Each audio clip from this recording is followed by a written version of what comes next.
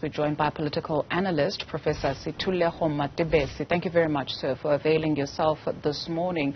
Given the service delivery problems that plague the Free State and how it impacts on the everyday person in that province, of what use are these conferences if the party faces the risk of being booted out because of a lack of service delivery?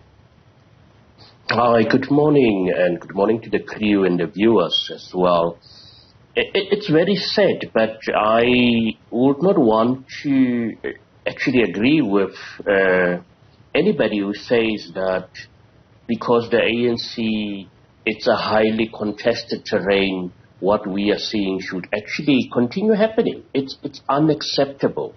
In this age and time of technology, by now the African National Congress should have smooth elective conferences. Each and every member of the African, even the public, should know how many members is there in any branch in the country, because of technology. But yet these issues keeps on cropping up, and it seems as if there's only public pronouncement but no plans. And at the end of the day, you can go to any town of the Free State.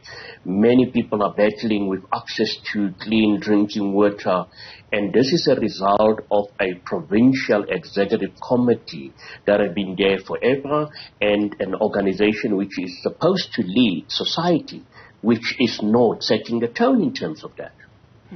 Not setting the tone in terms of that. The chairperson of the ANC, Gwede Mandashe, yesterday in his opening address, addressing another issue, right, of Fikile Mbalula, where somebody had called him a boy and he says he's not a boy. So these pronouncements that are made at public gatherings, and it got a lukewarm reception from those who were in attendance, tells us what, right, about especially the internal fractions or, squabbles that are within the party that fail to address the issues faced by the everyday person. Was that the platform to address such issues?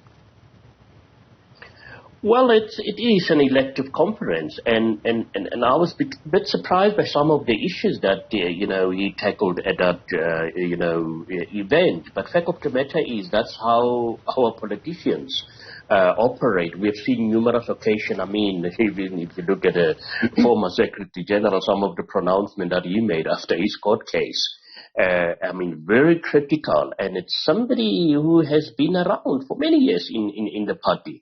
And that just tells you maybe what we have seen over the weekend and at many other elective conferences is a result of the lessons that these cadres have learned from their leaders, and now they just continue with that.